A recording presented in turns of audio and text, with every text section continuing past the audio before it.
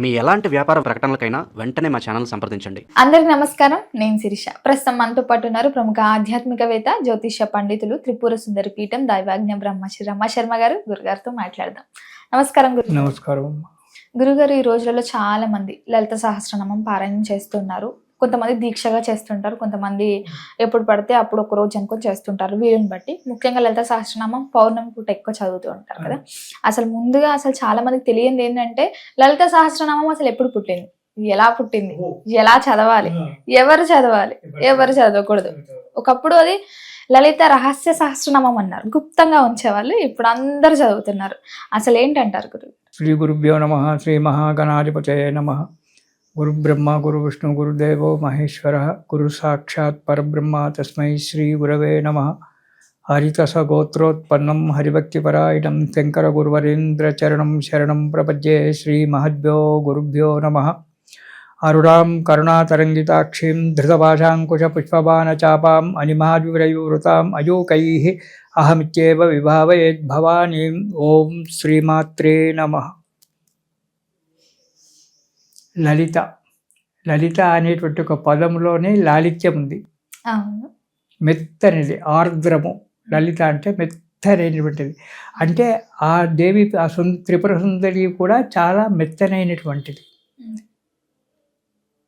అమ్మా అని పిలిస్తే నేనున్నానురా నీ దగ్గర అనేటువంటి ఒక తల్లి ఆమె. కాళిక, చండి, కాళిక వాళ్ళంతా వేరు, అందరూ ఈమెలో నుంచి వచ్చినటువంటి వాళ్ళే.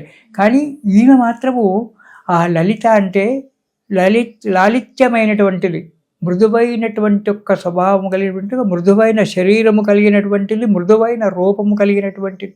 అంతా మృదుత్వమే, అంతా లాలిత్యమే అమ్మ దగ్గర. బండాసురుని చంపడానికి ఈమె ఆవిర్భవించింది. బండాసురుడు అనేటువంటి రాక్షసుడు ఉన్నాడు. మొదటి నుంచి చరిత్ర చెప్పుకోవాలంటే చాలా పెద్దగా అవుతుంది. బండాసురుడు అనేటువంటి ఒక రాక్షసుని చంపడానికి శివుడు మహాయాగం చేస్తే, ఆ మహాయాగంలో దేవతలందరినీ కూడా ఆహుతులుగా చేస్తే చివరికి వారొక్కడే మిగిలాడు, ఏకాకి శివుడు. నేను కూడా ఆహుతైపోతాను అనేటువంటి ఒక సమయానికి చిదగ్నికుండ సంభూత దేవకార్య సముద్యతా, ఆ చిదగ్నికుండంలో నుంచి అమ్మవారు జన్మించింది. ఆమెనే లలిత. లలిత అని పేరు పెట్టారు. ఎంత వయసు ఎంత? 16 సంవత్సరాలు. ఎప్పుడు 16 సంవత్సరాలే. ఎన్ని యుగాలు మారినా, ఎన్ని కల్పాలు మారినా, ఎంత చేసినా ఆమెకు ఎప్పుడు 16. అందరూ పోవచ్చు. ఇటు పరమేశ్వరుడుకి ప్రళయం లేదు, ఇటు లలితకు ప్రళయం లేదు. వీళ్ళిద్దరు మాత్రం ఎల్లకాలం నిమ్మలంగా ఉంటారు. ప్రపంచమంతా పోతుంది, అంతా మునిగిపోతుంది. మళ్ళీ విష్ణుమూర్తి పుడతాడు, మళ్ళీ బ్రహ్మదేవుడు పుడతాడు, మళ్ళీ అందరూ పుడతారు. కానీ వీళ్ళు మాత్రం అంతే, ఎప్పుడు చిరంజీవుడు. ఈ లలితాదేవి ఆవిర్భవించింది చిదగ్ని. ఎట్లా ఆవిర్భవించింది? చిదగ్నిలో నుంచి, అగ్నికుండంలో నుంచి ఆవిర్భవించినటువంటి ఒక మహాశక్తి మంత్రాలు. అయితే బండాసురుణ్ణి చంపింది అమ్మవారు. సరే, వెలిగింది. ఈమెకు కోటాను కోట్ల సైన్యం ఉంది, సృష్టించుకుంది. మణిపురంలో ఇల్లు కట్టుకుంది. చింతామణి అనేటువంటి ఇల్లు నిర్మించి ఇచ్చారు. ఆ చింతామణి ఇంట్లో హాయిగా సేవకులందరినీ పెట్టుకొని, రాజమాతంగిని, శ్యామల, మాధవ వీళ్ళందరినీ పెట్టుకొని హాయిగా సుఖంగా ఉంది. యుద్ధం చేసింది బండాసురునితో. బండాసురుణ్ణి సంహరించింది. అయిపోయింది. బండాసురుణ్ణి సంహరించిన తర్వాత తన చింతామణి గృహంలోకి వచ్చి హాయిగా ఒకనాడు తల స్నానం చేసుకొని, ఆకుపచ్చని చీర కట్టుకొని, ఎర్రటి రవిక తొడుక్కొని, తల వెంట్రుకలు ఇలా పక్కకేసుకొని, ఆ శివపర్యంకం మీద పడుకొని ఉంటే, ఒకసారి రూపాన్ని జ్ఞాపకం చేసుకో. శివపర్యంకం మీద పడుకొని ఉంటే చెలికత్తెలు గుగ్గిలము పొగ, సాంబ్రాణి పొగ వేస్తూ ఉంటే ఆ ఎంట్రికలకు ఈమె హాయిగా ఓ చేయి మీద తల పెట్టుకొని హాయిగా పడుకొని ఉంటే, ఎదురుగుండా ఋషులు, వశిన్యాది వాగ్దేవతలు, మాతృకలు అందరూ కూడా కూర్చొని ఉంటే, అలాంటి సమయంలో అగస్త్య మహాముని మన హయగ్రీవుణ్ణి అడిగాడు. ఒక్కొక్కసారి ఆ సభనంతా కూడా మనసులో చిత్రంగా నిర్మించుకో.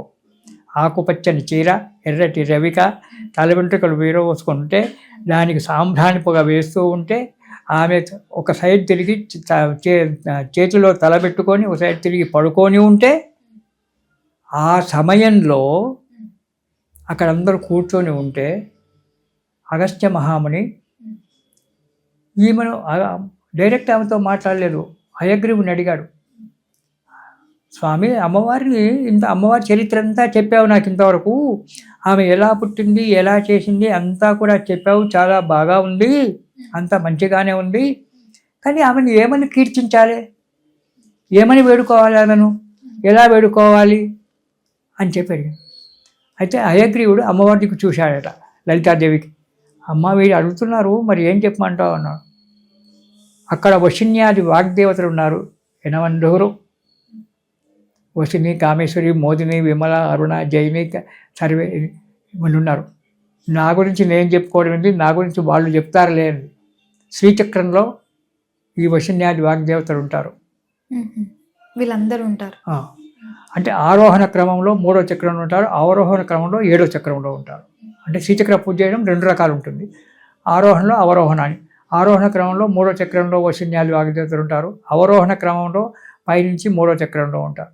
ఈ వశిన్యాది వాగ్దేవతలు ఉన్నారు, వాళ్ళు చెప్తారన్నారు. వాళ్ళు వాగ్దేవతలు. ఈ వాగ్దేవతలను ప్రతిరోజు స్మరణ చేస్తే చాలు మనకు మంచి వాక్ వస్తుంది, విద్య వస్తుంది. దేవతలే వాగ్దేవతలు వాళ్ళు. వశిని, కామేశ్వరి, మోదిని, విమల, అరుణ, జైని, సర్వేశ్వరి, కౌలిని, సర్వరోగహర చక్రస్వామిని. ఆమె రోగం అంటే జబ్బు కాదు, కష్టాలని పోడగొట్టేటువంటిది.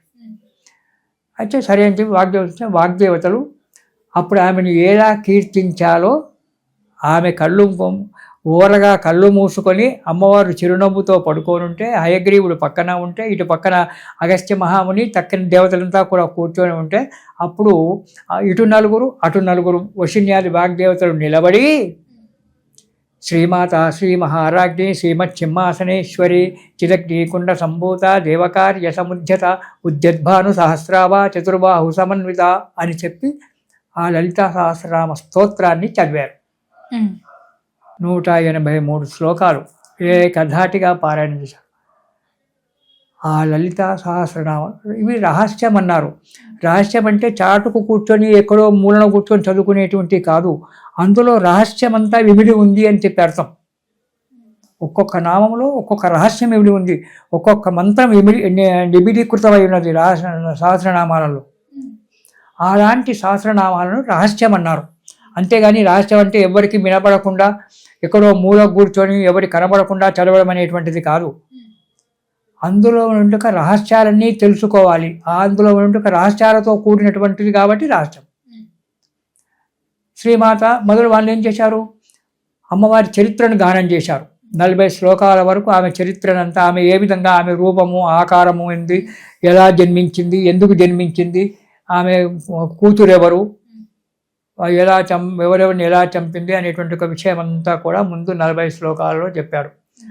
ఆ తర్వాత భవాని భావన అగమ్య భవారణ్య కుటారికా అనేటువంటి ఒక నామం దగ్గర నుంచి ఆమె గుణగణాలు, ఆమె ఇచ్చేటువంటి ఒక వరాలు అన్నీ కూడా చెప్పుకుంటూ మొత్తం 183 శ్లోకాలలో 1000 నామాలు పెట్టారు. ఒక్కొక్క నామం ఒక్కొక్క మహామంత్రం. శ్రీమాత, మాత అంటే ఎవరు, తల్లి. శ్రీమాత అంటే మహాలక్ష్మి అనుకోవచ్చు. ప్రపంచమంతా శ్రీ అంటే ప్రపంచం, ఇటు లక్ష్మి, ఇటు సరస్వతి, ఇటు గౌరీ, ఎవరన్నా అనుకో, అది గౌరవవాచకం. శ్రీ అంటే లక్ష్మి. అలాంటి తల్లి ప్రపంచమంతటికి కూడా ఉన్నటువంటి ఒక తల్లి. తల్లి ఎవరు, సృష్టికర్త కదా. శ్రీ మహారాజ్ఞి, రాజ్ఞి అంటే రాజుగారు ఏం చేస్తారు, ప్రపంచాన్నంతా పాలిస్తారు, జనాన్నంతా కూడా పాలిస్తారు. ఈమె శ్రీ మహారాజ్ఞి అంటే దాంట్లో ఉన్నటువంటి రహస్యం చెప్తున్నాను, నామాలలో ఉండబడేటువంటి రహస్యాన్ని చెప్తున్నాను. శ్రీమాత అంటే సృష్టికర్త, శ్రీ మహారాజ్ఞి అంటే పాలనకర్త, పరిపాలించేటువంటిది, రాజు. సింహాసనేశ్వరి, లయం చేసేటువంటిది. సింహం ఏం చేస్తుంది, గర్జిస్తుంది, చంపుతుంది, హింస. సింహము అని దాన్ని ఇచ్చేసినట్టయితే హింస అవుతుంది, హింస చేస్తుంది అంటే లయిస్తుంది. ఇక్కడ లక్ష్మి, సరస్వతి, దుర్గా 3 నామాలలో. లక్ష్మి ఏమో సృష్టిస్తుంది శ్రీమాత, సరస్వతి పరిపాలన చేస్తుంది, గౌరీ లయం చేసుకుంటుంది. సృష్టికర్త బ్రహ్మదేవుడు, పాలనకర్త విష్ణుమూర్తి, సంహారకర్త శివుడు. ఈ ముగ్గురు ఒకటే నామంలో మూడు శక్తులు, ముగ్గురు త్రిమూర్తులు ఒక్క పాదంలో వీళ్ళని పెట్టేశారు. శ్రీ మహారాజ్ని శ్రీమత్ సింహాసనేశ్వరి ఎక్కడి నుంచి వెలిచిందామే? చిదగ్ని కుండ సంభూత. చిత్ అనేటువంటి అగ్ని. చిత్ అంటే బ్రహ్మము, సత్యము, బ్రహ్మము అనేటువంటి ఒక అర్థాలు. ఆ సత్యములో నుంచి బ్రహ్మములో నుంచి పుట్టినటువంటిది. ఎందుకు పుట్టింది? దేవకార్య సముద్యత. దేవకార్యం ఏంటి? బండాసురుని చంపడం. బండాసురుడు ఎవడు? మనలో ఉండబడే ఒక అజ్ఞానము. ఈ అజ్ఞానం పోవాలంటే లలితా సహస్రనామాలు చదవాలి. కామక్రోధ లోభ మోహాలు పోవాలంటే, మనకు ఉన్నతి జరగాలంటే లలితా సహస్రనామాలు చదవాలి. ఇలా వాళ్ళు అన్నీ చెప్పుకుంటూ వచ్చారు. దాని తర్వాత అగస్త్యుని తర్వాత శ్రీచక్రంలో ఉండబడేటువంటి ఒక దేవతలు వాళ్ళకంతా కూడా చెప్పుకుంటూ వచ్చారు. ఆ తర్వాత ఈ లలితానామాలను ఎంతోమంది మహానుభావులు, పెద్ద పెద్ద జగద్గురు శంకరాచార్యుల వారు, అంతకుముందు ఉన్నటువంటి ఒక పండితులు దాన్ని అంతా విమర్శించి అందులో ఉన్న ఒక రహస్యాలన్నీ కూడా బయటికి తీశారు. ఇంకా తీస్తూనే ఉన్నారు. ఇంకా తెగల ఇంకా తీస్తూనే ఉన్నారు మహానుభావులు. ఆ సామవేదం శర్మ గారు చెప్తూ ఉంటే నాకు కళ్ళ నుంచి నీళ్లు వస్తుంటాయి. ఎంత పరిశోధన చేశావు నాయన, ఎంత కష్టపడ్డావు అనిపిస్తుంటుంది. ఇక్కడి నుంచే నమస్కారం చేసుకుంటాను ఆ మహానుభావునికి నేను. అలాంటి అందులో ఉన్నటువంటి ఒక రహస్యాలన్నీ కూడా. దీంట్లో కొన్ని మనం రెమెడీలు తీసుకున్నట్టయితే, కొన్ని మనకు జాతక పరిహారాలు వీటి గురించి మనం తీసుకున్నట్టయితే, భార్యాభర్తల మధ్యన ఇద్దరి మధ్యన పోట్లాటలు వస్తున్నాయి, తెగడం లేదు, కొట్లాడుకుంటూనే ఉన్నారు. అప్పుడు ఏం చేయాలి? లలితా సహస్రనామాలు ఒకసారి మొత్తం కూడా చదివి, మాణిక్యమకుటాకార జానుద్వయ విరాజిత లేలా కామేశ్వర ప్రేమ రత్నమణి ప్రతిపనస్తన్యై నమః అనేటువంటి ఒక్క శ్లోకాన్ని గనక రోజు జపం చేసినట్టయితే భార్యాభర్తలు ఒకటవుతారు. మార్ధవోరు ద్వయాన్విత అనేటువంటి ఇంకో శ్లోకం. ఇవన్నీ భార్యాభర్తలను ఇద్దరిని కలిపేటువంటి ఒక్క శ్లోకాలు. అంటే ప్రేమగా ఉండడానికి ఇదవుతుంది. తాటాంక అయుగోలు విభూత తపనోడు ఉపమండలా. ఆమె పెట్టుకున్న చెవుల కమ్మలకు ఉండబడేటువంటి ఒక ఎరుపు రంగు రాళ్ళు ఉన్నాయే, ఆ రాళ్ళ యొక్క వెలుతురు అమ్మవారి చెంపల మీద పడుతుందట. మొదలే ఎరుపు, ఆ ఎరుపులో ఇంకా ఎరుపు పడిందట. దీనివల్ల ఏంటి గురువు గారు అంటే, ఆ చెంపలను చూసి పరమేశ్వరుడు ఒకసారి ముద్దు పెట్టుకోవాలని చెప్పి ఆలోచించాడట. ఎటువంటి చెంపలు ఉన్నాయో లలిత, ఎంత అందంగా ఉన్నావని చెప్పి ఆశ్చర్యపోయాడట. అంత ప్రేమ వచ్చిందట. అందుకే తాటాంగ యుగలీభూత తపనోడుపు మండలాయై నమో నమః అనేటువంటి ఒక మంత్రాన్ని కనుక జపం చేసినట్టయితే ఆడపిల్లలు, స్త్రీలు ఆటోమేటిక్గా ముఖం మారిపోయి భర్తకు భార్య ముఖం చూడగానే ప్రేమ వస్తుంది, కోపతాపాలన్నీ మర్చిపోతారు. ఇటువంటి రహస్యాలు మనకు లలితాలో ఎన్నో కనబడతాయి. పెళ్ళి కావడం లేదు మన పిల్లలకు, చాలా కష్టపడుతున్నాం పెళ్ళి అని చెప్పి. కామేశబద్ధ మాంగళ్య సూత్రశోభిత కందరాయై నమో నమః. చూసి విసుగొస్తుంది, కావడం లేదు. ప్రతిరోజు కూడా ఆ అబ్బాయో అమ్మాయో ఎవరో వాళ్ళు వివాహం గురించి లలితా సహస్రనామాలన్నీ మొదటి నుంచి ఒకసారి మొత్తం చదవాలి. చదివిన తర్వాత కామేశబద్ధ మాంగళ్య సూత్రశోభిత కందరాయై నమో నమః, ముందు ఓంకారము, చివర నమస్కారము, ఇది పెట్టి జపం చేసినట్టయితే పెళ్ళిళ్ళు అవుతాయి. కామేశ్వరుడు అంటే లలితాదేవి భర్త కామేశ్వరుడు, ఈమె లలితా కామేశ్వరుడు కట్టినటువంటి యొక్క మంగళసూత్రము ఆమె మెడలో మెరుస్తూ ఉందట. అలాంటి మంగళసూత్రం మాకు కావాలని ఆడపిల్లలు కోరడము, అలాంటి మంగళసూత్రాన్ని మేము కట్టాలి అని చెప్పి కోరుకోవడం మగపిల్లలు. సూత్ర శోభిత కందరాయి, మెడలో ఆ మంగళసూత్రం మెరుస్తూ ఉందట అమ్మవారికి. ఇలా మనకు పెళ్ళి కావాలండి. సంతానం లేదు, సంతానం కావాలి, దాన్ని కూడా లలితానామాలలోనే చెప్తాడు. సంతానం కావాలి అని కోరుకున్న వాళ్ళు ఎవరైనా సరే ఏ కోరిక ఉన్నా ఏ నామం జపం చేసినా ముందు ఒకసారి మొత్తం నామాలన్నీ కూడా చదివి తర్వాత గురువు గారు చెప్పేటువంటి ఒక నామాన్ని జపం చేయాలి. కామేశ్వర ముఖాలోక కల్పిత శ్రీ గణేశ్వర. కామేశ్వరుని యొక్క ముఖము, భర్త యొక్క ముఖము చూస్తే గణపతి పుట్టాడట వాళ్ళకు. ఈ మంత్రం గనక జపము చేస్తే, దీక్షగా జపము చేస్తే సంతానం అవుతుంది. ఎలా ఏదో కొట్టుకుంటూ తిట్టుకుంటూ కాదు. కామేశ్వర ముఖాలోక, అమ్మవారి యొక్క కామేశ్వరుని యొక్క భర్త యొక్క ముఖాన్ని అమ్మవారు ఎలా చూశారట? యుద్ధం చేసి చేసి చేసి అలసిపోయి వచ్చింది. అక్కడ విశుక్రుడు అనేవాడు ఏం చేశాడు? ఒక విఘ్నయంత్రాన్ని తీసుకొచ్చి అందులో వాడేశాడు. ఆ విఘ్నయంత్రానికి ఏమైంది? అందరు దేవతలంతా కూడా మూర్ఛపోయారు. మేము ఎందుకు యుద్ధం చేస్తాం? మేము చెయ్యం. ఉల్టా తిరిగినారంతా. మేము యుద్ధం చేయం, మాకేమొస్తుంది? యుద్ధం చేస్తే ఆమె సంతోషపడుతుంది, ఆమె సుఖంగా ఉంటుంది, కానీ మేము వస్తాం, మేము చావాలా, మేము యుద్ధం చేయం. ఇట్లంతా వ్యతిరేక పదాలతో కుట్టాడుకునేటువంటి పరిస్థితి ఏర్పడింది. అప్పుడు రాజశ్యామల వారాహిదేవి వచ్చి అమ్మమ్మ ఇటువంటి పరిస్థితి అయిందంటే అమ్మవారు ఏం చేసిందట? శివుని దిక్కు, కామేశ్వరుని దిక్కు చిరునవ్వుతో చూసిందట. ఆ చిరునవ్వు ఎలా ఉందంటే మామూలు చిరునవ్వు కాలేదు. ఆ చిరునవ్వుకు కామేశ్వరుడు ఒక్కసారి అవుట్ అయిపోయాడు, పడిపోయాడు. ఆ చిరునవ్వు ఎప్పుడైతే అమ్మవారు చూసిందో అప్పుడు ఒక పిల్లవాడు పుట్టాడు. ఆ చిరునవ్వులో నుంచి, ఆ సంకల్పంలో నుంచి ఒక శిశువు పెట్టాడు. వాడే గణేశుడు, గణాధిపతి. ఆ గణాధిపతిపై ఆ విఘ్న యంత్రాన్ని నాశనం చేశాడు. కాబట్టి అలాంటి యొక్క సంతోషంతో, అలాంటి యొక్క భావనతో, అలాంటి యొక్క సంకల్పంతో ఆ మంత్రాన్ని కనుక జపం చేసినట్టయితే కామేశ్వర ముఖాలోక కల్పిత శ్రీ గణేశ్వర అనేటువంటి ఒక మంత్రాన్ని కనుక జపం చేసినట్టయితే సంతానం లేనటువంటి వాళ్ళకు సంతానం అవుతుంది.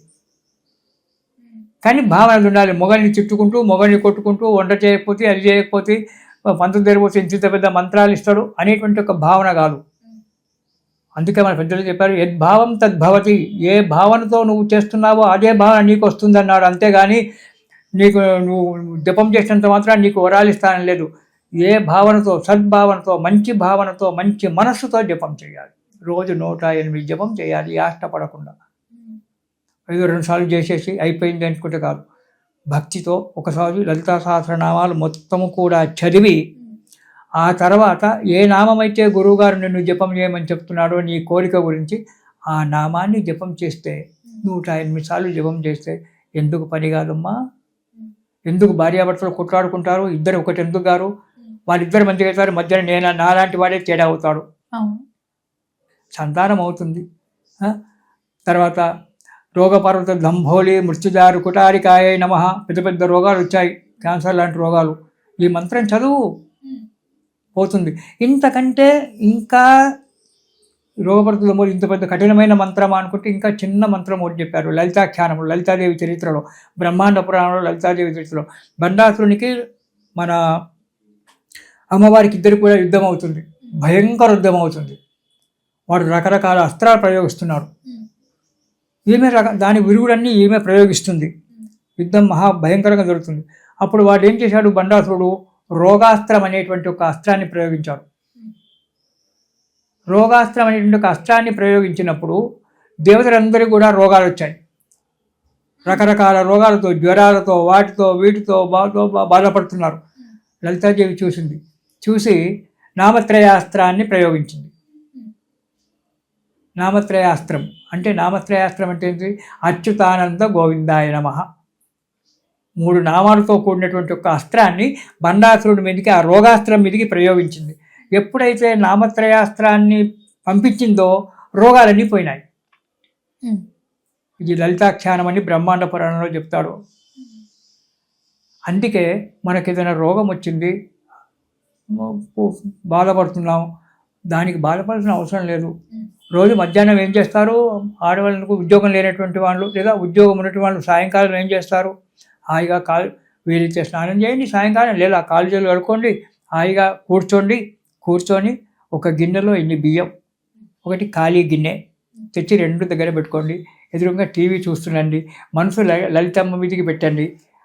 అచ్యుతానంద గోవిందాయ నమః. ఒక బియ్యం గిన్నె ఇందులో వేయండి. అచ్యుతానంద గోవిందాయ నమః. జపమాల అవసరం లేదు. ఖాళీ ఓం శ్రీ అచ్యుతానంద గోవిందాయ నమః, ఓం శ్రీ అచ్యుతానంద గోవిందాయ నమః, ఓం శ్రీ అచ్యుతానంద గోవిందాయ నమః. కళ్ళు టీవీ చూస్తున్నాయి, చేతులు ఏ పని చేస్తున్నాయి, మంత్రం నోటిస్తుంది. ఇలా చేయండి. ఆ బియ్యం గింజలని ఇందులో వస్తాయి. ఆ బియ్యం గింజలను వంట చేసుకోండి, అందరూ తినండి, ఆరోగ్యాలు బాగుపడతాయి.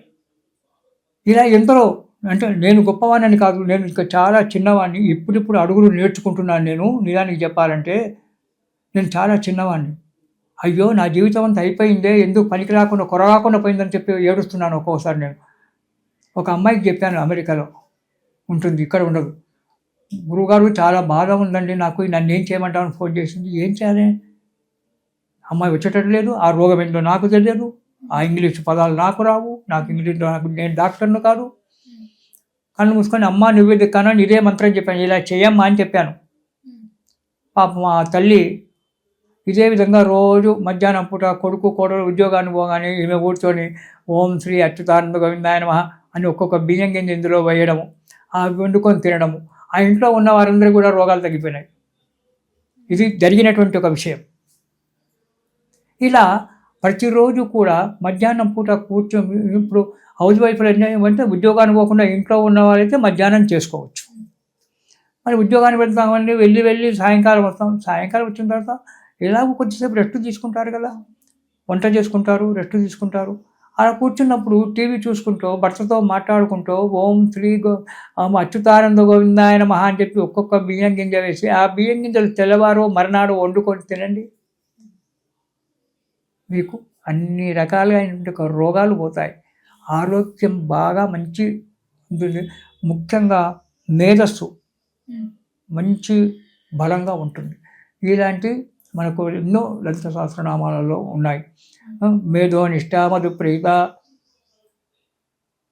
తేనె ఉంటుంది. ఆ తేనెను తీసుకొని అమ్మవారికి నైవేద్యం పెట్టి మేధోనిష్ట మధు ప్రీత అనేటువంటి ఒక దాన్ని కనుక చదువుకొని ఆ తేనె నాకినట్టయితే జ్ఞాపక శక్తి పెరుగుతుంది. చెప్తున్నాను కదమ్మా, లలితా సహస్రనామాల్లో ప్రతి నామము ఒక మంత్రం. దాన్ని చేసేటువంటి ఒక ఓపిక, శ్రద్ధ మన దగ్గర ఉండాలి. ఇప్పుడు అదే నేను చెప్పాను కదా, లలితా సహస్రనామాలలో షట్కోణాలలో ఉండబడేటువంటి ఒక మూలాధారం నుంచి సహస్రారం వరకు ఉండబడేటువంటి ఒక సప్త కోణాలలో ఉండబడేటువంటి ఒక దాని గురించి ఎంత బ్రహ్మాండంగా చెప్పాడంటే దాని గురించి చెప్పాడు. దాని గురించి నేను ఇంకా ఆలోచన చేస్తూ ఉన్నాను. ఆ భగవంతుడు అమ్మవారు ఎలా మేలు కల్పిస్తుందో నాకు తెలియదు. ఇలా మనము ఒక్కొక్క నామాన్ని తీసుకొని ఒక్కొక్క రకంగా కనుక మనం చేసినట్టయితే మనకు ఎంతో మంచి ఆరోగ్యం కూడము, కోరుకున్నటువంటి కోరికలు నెరవేరడము, మనశ్శాంతి దొరకడము, సానుకూలమైన మనశ్శాంతి లేదు శాంతాయ నమః. లలితనామాలో ఒక నామం తీసుకో, చదువు, మనకు అన్ని విధాలా మంచిగా కలుగుతుంది. ఇలాంటివి మనం ముందు చెప్పుకుందాము. ఇప్పుడు ఏదో టూకీగా చెప్పాను. ఇలా చేసుకుంటూ ఆ లలితానామాలు ప్రతిరోజు ఒక్కసారి పారాయణం చేయండి. గుప్తము రహస్యం అంటే ఏదో మూట పెట్టి పెట్టడం కాదు. అందులో ఉండే రహస్యాలు ఇలా మనం తీసుకొని చేసుకోవడమే రహస్యమైనటువంటిది. అందులో ఉండే రహస్యాలను మనం తీసుకోవాలి. అంతేగాని రహస్యంగా అంటే ఏ మూలకో కూర్చొని ఇండ దుప్పటి కప్పుకొని మూలకు కూర్చొని మనసులో కొనుక్కోవడం కాదు. లలితా సహస్రనామాలు చదివాలంటే చెప్తాడు, అంత లాజిగా కాకుండా, అంత మెల్లగా కాకుండా మంత్రస్వరం చేత తీయగా చదవాలి. శ్రీ మహారాజు అలా కాదు. శ్రీమాత శ్రీ మహారాజ్ఞి శ్రీమచ్చింహాసనేశ్వరి చిదగ్ని కుండ సంభూత దేవకార్య సముద్యత ఉద్యద్భాను సహస్రాభా చతుర్బాహు సమన్విత రాగస్వరూప పాషాఢ్య క్రోధాకారాంకుశోజ్వల. ఇలా చేసుకుంటూ చదివితే నిదానంగా అవుతుంది. 20 నిమిషాలు పడుతుంది, అరగంట పడుతుంది, పట్టండి. హాయిగా మనము కోరుకునే కోరికలు నెరవేరడం కాకుండా ఆరోగ్యం బాగుపడుతుంది. మనకు అన్న సంపదలు అన్నీ ఏవి కావాలో అవి కోరుకుంటాయి. ఒక్కొక్క నామంలో ఒక్కొక్క మంత్రం నిబిడీకృతమైంది. 4 చేతులు ఉన్నాయి అమ్మవారికి. 4 చేతులకు 4 మంత్రాలు ఇచ్చాడు, బీజాక్షరాలు అందులో నిబిడీకృతమై ఉన్నాయి. అవి అందరికీ చెప్పడానికి వీలు లేదు, అందులో నిబడి ఉన్నాయి. ఒక్కొక్క బాహువును ఒక్కొక్క చెయ్యిని తీసుకొని అందులో నుండి కదా ఆయుధానికి ఆ మంత్రించి అభిమంత్రించినట్టయితే ఆ కోరిక నెరవేరుతుంది. ఆమె హృదయంలోనే ఉంది. కళ్ళల్లో 2 అక్షరాలు, చెవులలో 2 అక్షరాలు, ముక్కు 2 నాసాలకు 2 అక్షరాలు. ఇలా అమ్మ మాతృకావర్ణ రూపిణ్యై నమః. ఈ 56 అక్షరాలు ఆమె శరీరం నిండా నిండుకొని ఉన్నాయి. మాతృకావర్ణ రూపిణి అంటారు అందుకే ఆమెను. ఇలా మనం చేసుకోవచ్చు. ముందు టైం ఉన్నప్పుడు ఒక్కొక్క నామం గురించి నాకు సాధ్యమైనంత చెప్పుకుందాం. ఇది శివం. శ్రీమాత్రే నమః. శ్రీమాత్రే నమః. గురుగారు మొత్తం మీద మాకు తెలియని ఎన్నో గొప్ప విషయాలు తెలియజేసినందుకు ధన్యవాదాలు. అంటారు.